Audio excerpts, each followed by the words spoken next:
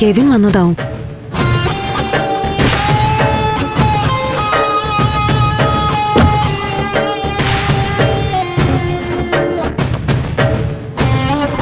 എന്തായാലും ഇപ്പോഴും സ്വന്തം ഭാര്യയെ ഇങ്ങനെ സ്നേഹിക്കുന്നവരുണ്ടല്ലോ. അവൾ എന്ത് ലക്കിയാ. ദേവിക ഭാഗ്യം ചെയ്ത പെണ്ണ. ഹലോ മിസ്റ്റർ നന്ദൻ, നീ വിളിച്ചപ്പോ എടുക്കാൻ പറ്റില്ല, ഇച്ചിരി ബിസി ആയിരുന്നു. എടാ എല്ലാം ഓക്കെ അല്ലേ? പിന്നെ ഡബിൾ ഓക്കെ. ഇതാണോ ഫയല്? നന്ദൻ വാക്ക് പറഞ്ഞ വാക്ക. നന്ദ വാ. എവിടേക്ക്? ഒന്ന് പുറത്തേക്ക് വാ നന്ദ, ഒന്ന് വേഗം വാ. വാ വാടാ.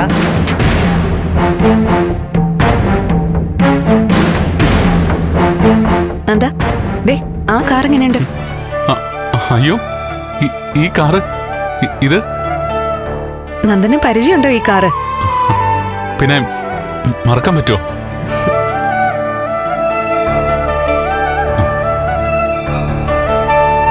അതിങ്ങതാ. എത്ര കാലം ഞാൻ ഓടിച്ചിരുന്നതാ.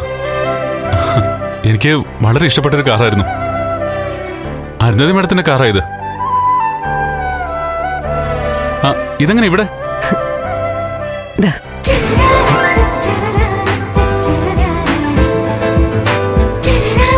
ഈ കാറിന്റെ ചാവി. എന്താ? ഈ കാറ് നന്ദന് വേണ്ടി ഞാൻ വാങ്ങിയതാ. അയ്യോ, ഇത് അരുന്ധതി മാഡത്തിന്റെ കമ്പനിന്ന് ഓപ്ഷനിൽ പിടിച്ചതാ. മോഹവില കൊടുത്ത പിടിച്ച. നന്ദന് വേണ്ടി ബുക്കും പേപ്പറും ചാവി.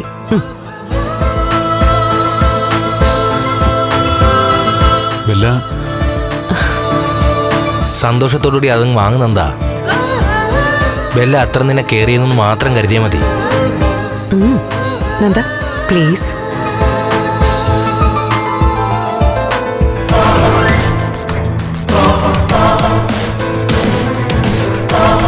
നന്ദ ഇതൊക്കെ ചെറുതാ. നമ്മൾ ഒരുമിച്ച് നിന്ന് സ്വപ്നം കാണുന്നതിലും അപ്പുറമുള്ള നേട്ടങ്ങൾ കൈപ്പിടിയിലൊതുക്കാം. എനിക്ക് കുറെ സാമ്പത്തിക ഞെരുക്കങ്ങളും പ്രശ്നങ്ങളും ഒക്കെ ഉണ്ട്. പക്ഷെ പണത്തിനോട് ആർത്തിയില്ല. അതേടാ, പണത്തോട് ഞങ്ങൾക്കൊരു ആർത്തിയില്ല. പക്ഷെ ആഗ്രഹങ്ങൾ നേടിക്കൊണ്ട് ജീവിക്കുന്നതിന് ഒരു പ്രത്യേക സുഖമില്ലേ? ആ ഒരു സുഖം വേണ്ടേ? വേണം. നമ്മൾ 3 പേരും ഇനി തിളക്കമുള്ള ലോകത്തേക്ക് കടക്കുക. നീ വണ്ടി എടുക്ക്, നമുക്കൊരു ഡ്രൈവ് പോവാം. ശരി.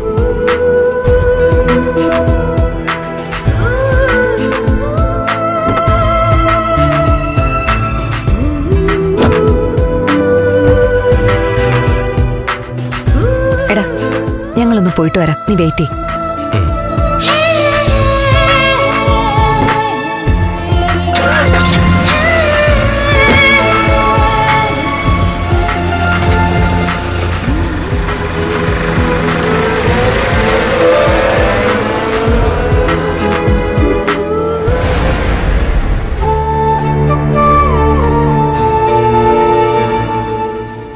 ഇനിയിപ്പോ എന്ത് ചെയ്യും മോളെ? ആലോചിച്ചിട്ട് ഒരു പിടിയും കിട്ടുന്നില്ല എന്റെ. ഞാൻ ഫയല് വീട്ടിൽ കൊണ്ടുവന്നുള്ളത് ഉറപ്പാ. അവിടുന്ന് കാണാതായിരിക്കുന്ന. എന്താ സംഭവിച്ചെന്ന് മനസ്സിലാവുന്നില്ല. മോള് വീട്ടിലേക്ക് കൊണ്ടുവരാൻ വേണ്ടി ചിലപ്പോ ഓഫീസിൽ നിന്ന് എടുത്തു കാണും. വഴിയിൽ വെച്ച് മറന്നതാണെങ്കിലോ? വഴിയിൽ മറക്ക്. ആന്റി എന്തായി പറയുന്നേ? അല്ല, ഞാനങ്ങനെ സംശയിക്കല്ല. ഒരിക്കലും അങ്ങനെ ഉണ്ടാവുകയില്ല. എന്നാലും മുരളി. മുരളിയേട്ടനോ? ഇല്ല, ഒരിക്കലും ഇല്ല ആന്റി. കണ്ണിൽ കാണാതെ നമ്മളാരും സംശയിക്കാൻ പാടില്ല. എന്നാലും സാഹചര്യങ്ങൾ വെച്ച് നോക്കുമ്പോ മുരളിക്ക് ഒരു അബദ്ധം പറ്റിപ്പോയതാണെങ്കിലോ? ലോകത്ത് മറ്റാരെ സംശയിച്ചാലും മുരളിയേട്ടനെ ഒരിക്കലും തെറ്റിദ്ധരിക്കാൻ പാടില്ല ആന്റി. ശരിയാ.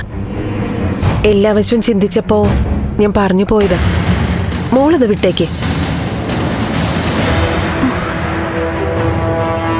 2 ദിവസത്തിനുള്ളിൽ CM മീറ്റിംഗ് വിളിക്കും.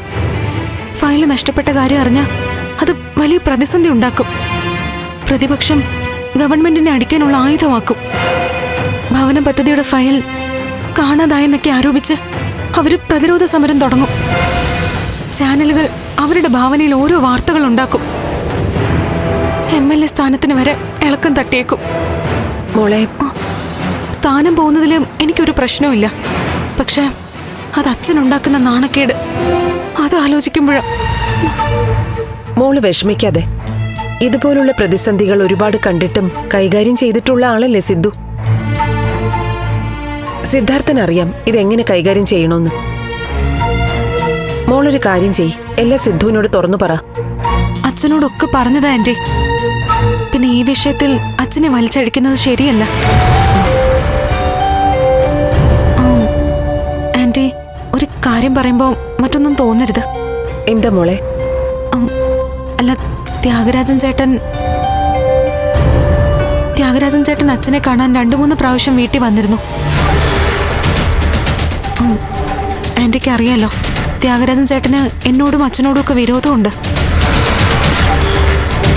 ഞങ്ങളെ കുഴപ്പത്തിലാക്കാൻ പുള്ളി എന്തെങ്കിലും ചെയ്തതായിരിക്കോ? ഇങ്ങനെയുള്ള കാര്യങ്ങളൊക്കെ ചെയ്യുന്നവനായിരുന്നു അവൻ. പക്ഷെ അതൊക്കെ മുൻപാ. ഇപ്പൊ ത്യാഗരാജൻ ആ രീതിയിലൊന്നും ചിന്തിക്കുകയോ പ്രവർത്തിക്കുകയോ ചെയ്യില്ല മോളെ. ദേ, ഇപ്പോ അവനെയാ പലരും പറ്റിക്കുന്നത്. അതുമല്ല, അവനിപ്പോ സ്ഥലത്തുമില്ല. ഒരു തരത്തിലും അവൻ ഇതിൽ ഉൾപ്പെട്ടിരിക്കാൻ സാധ്യതയില്ല. എന്ത് ചെയ്യും ആന്റി ഞാനിപ്പോ? മോള് വിഷമിക്കാതെ. ഞാൻ പറഞ്ഞില്ലേ, വേണ്ടതൊക്കെ സിദ്ധു ചെയ്തോളും. മോള് ധൈര്യമായിട്ടിരിക്കെ.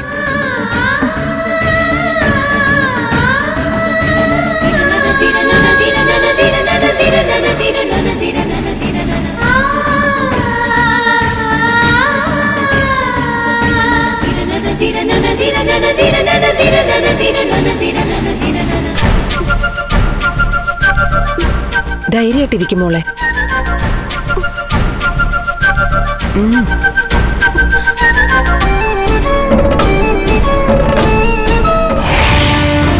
എനിക്കിതിലൊന്നും ചെയ്യാൻ പറ്റില്ല സിദ്ധാർത്ഥൻ.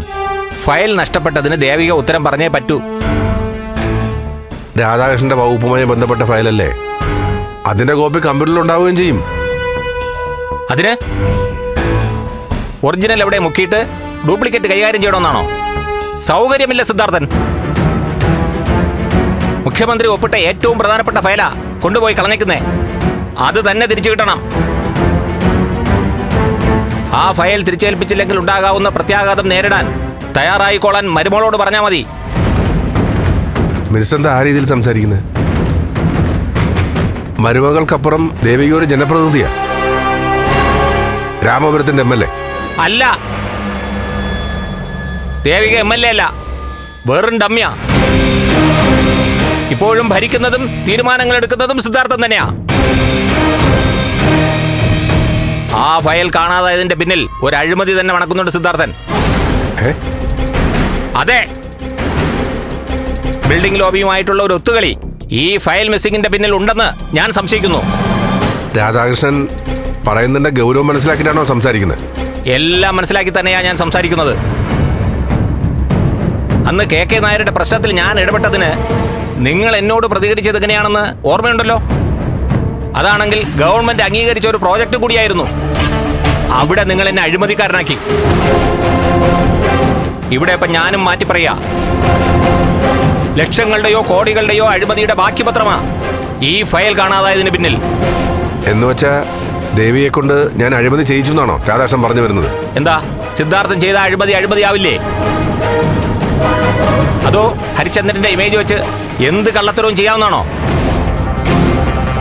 വെള്ളിയാഴ്ചയാ ക്യാബിനറ്റ്, ബുധനാഴ്ച ഞാൻ ഫയൽ വിളിക്കും. അന്ന് ഫയൽ എന്റെ മേശപ്പുറത്ത് വന്നില്ലെങ്കിൽ ഞാൻ അന്വേഷണത്തിന് ഉത്തരവിടും. ഉത്തരവിടോ താൻ? കുറച്ചൊന്നും മര്യാദ കാണിച്ചപ്പോ താൻ കയറി ആളാവുന്നു. CM ഞാൻ നേരിട്ട് കാണൂടോ. അദ്ദേഹത്തിന് മനസ്സിലാവും കാര്യങ്ങൾ. എന്നെ അടിക്കാൻ ഒരു വടി അന്വേഷിച്ചിരിക്കുകയായിരുന്നു താൻ. പക്ഷേ ഈ ഫയൽ വെച്ചിട്ട് എന്നെ ദേവിക അഴിമതിക്കാരാക്കുന്ന താൻ കരുതണ്ട. പിന്നെ താനും KK നായരും തമ്മിലുള്ള ബന്ധമൊക്കെ ആ പ്ലാന്റിന്റെ കാര്യത്തിൽ എന്തൊക്കെ ഇടപാടുകൾ നടത്തിയിട്ടുണ്ടെന്നും എനിക്ക് വ്യക്തമായിട്ട് അറിയാം. എനിക്ക് ഹരിചന്ദ്രന്റെ ഇമേജ് എന്ന് താൻ കളിയാക്കിയില്ലേ? ഇമേജ് അല്ലടോ, തന്നെ വെച്ച് നോക്കുമ്പോ ഞാൻ യഥാർത്ഥ ഹരിചന്ദ്രൻ തന്നെയാ. അതിപ്പോ തന്നെ ബോധ്യപ്പെടുത്തി സർട്ടിഫിക്കറ്റ് വാങ്ങേണ്ട കാര്യം എനിക്കില്ല. ഞാൻ കാണും മുഖ്യമന്ത്രിയെ, കാര്യങ്ങൾ നേരിട്ട് അവതരിപ്പിച്ചോളാം. ഇനി ഇങ്ങനൊരു ഇടനിലക്കാരൻ വേണ്ട എനിക്ക്. സിദ്ധാർത്ഥൻ, തന്റെ വെല്ലുവിളി ആരോടാണെന്ന് അറിയാമല്ലോ. ആരോടാ? മന്ത്രി കസേരയിൽ ഇരിക്കുന്നതിന്റെ ഹുങ്കാണോ രാധാകൃഷ്ണ? സിദ്ധാർത്ഥൻ വേണ്ടെന്ന് വെച്ച പദവികളിൽ ഒഴിവുന്ന സ്ഥാനങ്ങളിൽ അങ്ങനെ പലരും ഉണ്ട്.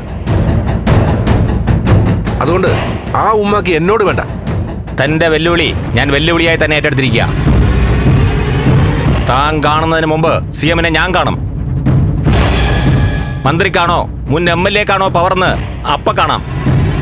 നമ്മുടെ CM-നെ ഒരു പ്രതിച്ഛായയുണ്ട്. തന്റെയൊക്കെ വാക്ക് കേട്ട് പലതും മനസ്സിലാവാത്ത മട്ടിൽ തലയാട്ടും. തലയ്ക്കകത്തെ നല്ല വിവരമുള്ള ആളാ. അതുകൊണ്ട് അത് പറഞ്ഞെന്നെ പേടിപ്പിക്കണ്ട. നമുക്ക് കാണാം. കാണാം. ആ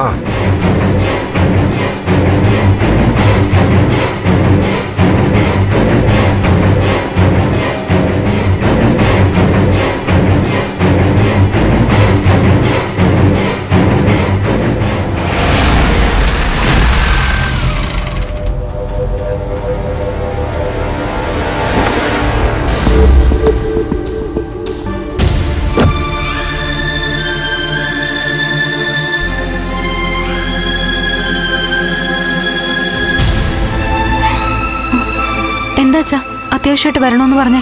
പറയാം. നിനക്കൊന്ന് മീറ്റിംഗ് വല്ലതും ഉണ്ടായിരുന്നോ? ഇനി അതൊക്കെ മാറ്റി വെച്ചിട്ടാണോ വന്നത്? ഇല്ലച്ചാ, ഇന്നിനി ഉച്ചയ്ക്ക് ശേഷം ഒരു ഫംഗ്ഷൻ ഉണ്ട്, സമയമുണ്ട്. സത്യം പറഞ്ഞ മുരളിയെ കാണുന്ന വിഷമവും കുറ്റബോധവും ഒക്കെ ഉണ്ട്. എന്താ അങ്കിളേ ഇത്? കാര്യങ്ങളൊക്കെ എനിക്ക് മനസ്സിലാവില്ലേ? അതുമല്ല, ഒന്നും വീട്ടുകാരായിട്ട് മാറ്റിയതുമല്ലല്ലോ, ശാരികയുടെ തീരുമാനമല്ലേ? ശാരികയുടെ കാര്യം സംസാരിക്കാൻ തന്നെയാണ് നിന്നെ വിളിച്ചു വരുത്തിയത്. എന്താച്ചാ? അവളുടെ രീതികളൊന്നും ശരിയല്ല മോളെ. എപ്പോൾ നോക്കിയാലും ഫോണിൽ തന്നെയാ. എന്നാ ആളാരാണെന്ന് ചോദിച്ചാലോ അവൾ അതിനെക്കുറിച്ചൊന്നും പറയുന്നില്ല. മോളെ, അവളുടെ പോക്ക് അപകടത്തിലേക്കാണെന്ന് എൻ്റെ മനസ്സ് പറയുന്നു. പാവം രാധികയ്ക്കാണെങ്കിൽ രാത്രി ഉറക്കമില്ല. ശാരിയെക്കുറിച്ചുള്ള ചിന്ത തന്നെ. അങ്കിള് ടെൻഷൻ ആവണ്ട, ദേവിക സംസാരിക്കട്ടെ, ശരിയാവും.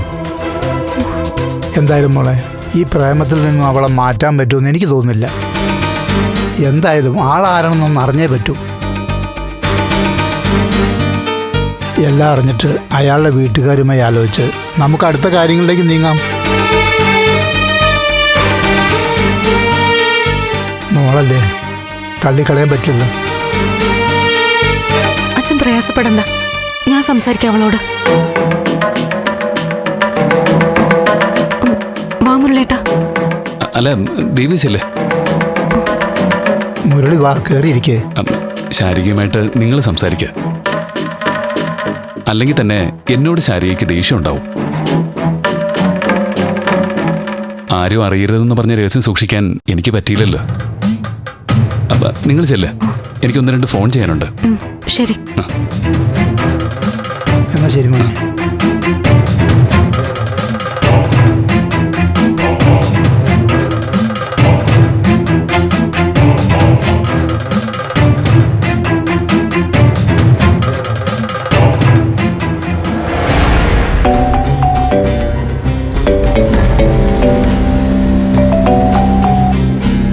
നന്ദ, എവിടെയാ? വീട്ടിലെത്തിയോ? ഇല്ല, ഇതാ പൊയ്ക്കൊണ്ടിരിക്കുക. കാറ് ഓക്കെ അല്ലേ? ഒരുപാട് നാളുകൾക്ക് ശേഷം ഈ കാർ കയ്യിൽ കിട്ടിയ ത്രില്ലില്ല ബെല്ല. നന്ദ, ഫയല് സൂക്ഷിച്ചു വെക്കണം. ആ ഷുവർ, എനിക്കറിയാം അതിന്റെ ഗൗരവം. സേഫായിട്ട് ചന്ദ്രോത്ത് എൻ്റെ റൂമിൽ തന്നെ ഉണ്ടാവും. ഓക്കെ, ശരി. ഇത്രയും കഷ്ടപ്പെട്ട ആ ഫയൽ എടുപ്പിച്ചിട്ട് എന്തിനാ അവനെ തന്നെ സൂക്ഷിക്കാൻ ഏൽപ്പിച്ചത്? അത് നമ്മുടെ കസ്റ്റഡി വേണമായിരുന്നു. എന്റെ പാപ്പ, ലോകത്ത് ഏതൊരു ലോക്കറിൽ ഇരിക്കുന്നതിനേക്കാളും സേഫാ ആ ഫയല് നന്ദന്റെ കയ്യിലിരിക്കുന്നത്. ചത്താലും ശരി, അവനെന്താ മറ്റാർക്കും വിട്ടുകൊടുക്കില്ല. ദേ, നമ്മളെപ്പോലെ അല്ല, വാക്കിന് വിലയുള്ളവനാ അവൻ. അതുകൊണ്ട് നന്ദികേട് കാണിക്കില്ല. അത് മാത്രമല്ല പാപ്പ, ഇനി ഈ ഫയലിന്റെ ഒരു അന്വേഷണം വന്നൂന്നിരിക്കട്ടെ, കുടുങ്ങുന്നത് നമ്മളല്ല, അവനായിരിക്കും. അവിടെയും നമുക്ക് പ്രശ്നങ്ങളൊന്നും ഉണ്ടാവില്ല. അവനെ സംബന്ധിച്ച് ആ ഫയൽ ഇപ്പൊ ദേവികയുടെ കയ്യിൽ നിന്ന് എടുത്തതല്ല, ഞാൻ അവന് കൊടുത്തതാ. എനിക്ക് വേണ്ടി അവനത് സൂക്ഷിക്കും. അതിന്റെ ഗൗരവം അവന് നന്നായിട്ട് അറിയാം. പിന്നെ അവൻ നമ്മുടെ പിടിയിൽ നിന്നും ചാടിപ്പോവാതിരിക്കാൻ ഒരു കടിഞ്ഞാൻ നമ്മുടെ കയ്യിൽ വേണ്ടേ? അതാണ് ആ ഫയല്. നിന്നെ സമ്മതിച്ചിരിക്കുന്നു. Thank you. അല്ല, ആ കാർ എന്തിനാ അവന് സമ്മാനമായിട്ട് കൊടുത്തത്? ഇത്രയും വില കൊടുത്ത് മേടിച്ചിട്ട് എന്തിനാ അവന്റെ പേര് ട്രാൻസ്ഫർ ചെയ്ത് കൊടുത്തത്? ആ ഫയലിന്റെ കാര്യം പറഞ്ഞതുപോലെ തന്നെയാ പാപ്പ ഇതും. നമ്മുടെ വക സൂക്ഷിക്കാൻ വേണ്ടി അവനെ ജസ്റ്റ് ഏൽപ്പിച്ചിരിക്കുന്നു. ആ കാർ ഓടുന്നത് നമുക്ക് വേണ്ടി തന്നെയായിരിക്കും.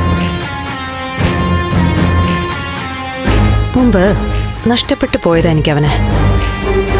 ഇപ്പൊ തിരിച്ചു പിടിച്ചിരിക്കുക. പല പല ബാധ്യതകളും സമ്മാനങ്ങളും ഞങ്ങൾക്കിടയിൽ ഉണ്ടാവണം. എന്നെ ഒഴിവാക്കി പോവാൻ അവന് പറ്റാത്ത വിധത്തിൽ അവന് ഞാൻ പൂട്ടും പാപ്പ. ഒരു കാര്യം പറയട്ടെ, എന്താ പാപ്പ? നീ ഒരു പോലീസ് ഓഫീസർ ആവണ്ടായിരുന്നു. അതിനേക്കാൾ വലിയ പോസ്റ്റിലല്ലേ ഞാനിപ്പോ. ഖടാഖടിയനായ പോലീസിനെ കൺട്രോൾ ചെയ്യുന്ന ആളല്ലേ ഞാൻ. ഈ ഒരു പവറെ ഒരു പോലീസായ കിട്ടുമോ? ഹലോ. ഓ,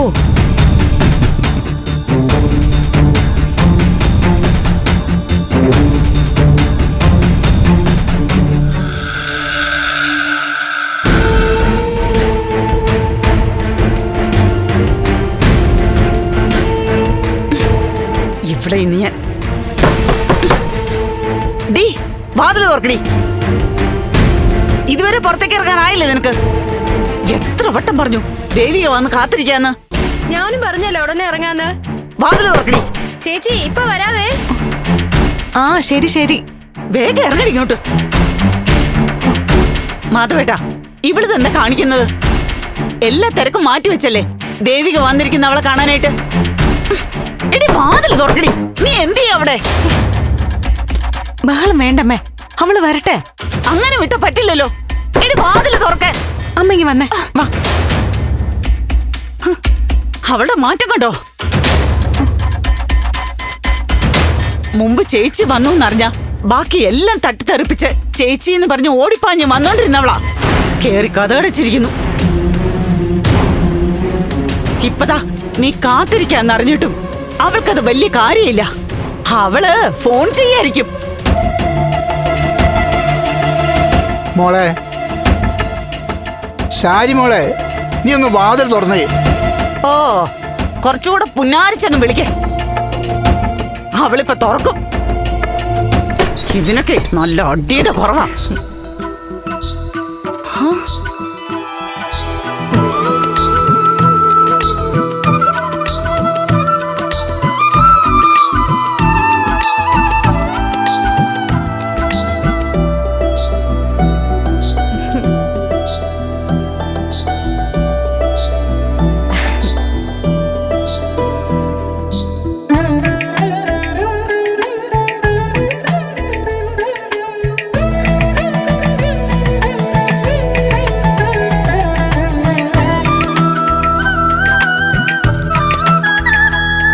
ചേച്ചി സോറി, ഇതേ ഈ സാരി ഉടുത്തൊന്ന് ഒപ്പിക്കുകയായിരുന്നു.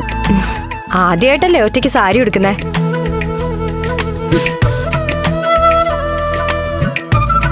ഒരറ്റം ശരിയാവുമ്പോ അടുത്ത അറ്റം പ്രശ്നമാവും. ഓ, ചേച്ചിയൊക്കെ എത്ര പെട്ടെന്നാ സാരി ഉടുക്കുന്നേ. അതുമല്ല, ചേച്ചിയാണെങ്കിൽ സാരി ഉടുത്താ എന്ത് രസാ. അമ്മേ, ചേച്ചിക്ക് കാപ്പി കൊടുത്തോ? നിർത്തടി. അവള് ചേച്ചിക്ക് കാപ്പി കൊടുക്കാൻ വന്നിരിക്കുന്നു.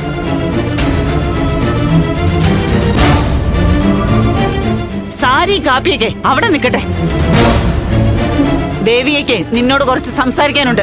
ഹ, അമ്മ എന്ന് വെറുതെ ഇരിക്കോ? ശരി, നിനക്ക് സാരി നന്നായിട്ട് ചേരുന്നുണ്ട്. താങ്ക് യു ചേച്ചി. എന്നെ വിളിച്ചിരുന്നെങ്കിൽ ഞാനതിന്റെ ടെക്നിക്കുകൾ പഠിപ്പിച്ചു തരായിരുന്നു. ഹാ, അവളെ ഇനി പ്രത്യേകിച്ച് ഒന്നും പഠിപ്പിച്ചു കൊടുക്കണ്ട. അവളെല്ലാം പഠിച്ചു കഴിഞ്ഞു. ഇനി പരീക്ഷ കൂടെ അങ്ങ് എഴുതിയാ മതി. ദേ, ഇപ്പൊ തന്നെ സാധാരണ പെൺകുട്ടികൾ സാരി ഉടുക്കുമ്പോ നേരത്തെ തന്നെ വീട്ടിലൊക്കെ പറയും,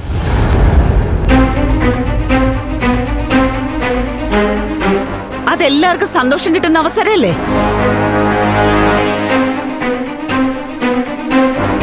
ഇതിപ്പോ വേറൊന്നുമല്ല, നമ്മുടെ മുമ്പിൽ ഒരു ധിക്കാരം കാണിക്കണം. അത്രേ ഉള്ളൂ ഈ സാരി ഉടുക്കുന്നതിന്റെ ലക്ഷ്യം. രാധികെ, നീ ഒന്ന് വെറുതെ ഇരുന്നേ. ദേവിക മോള് സംസാരിക്കട്ടെ.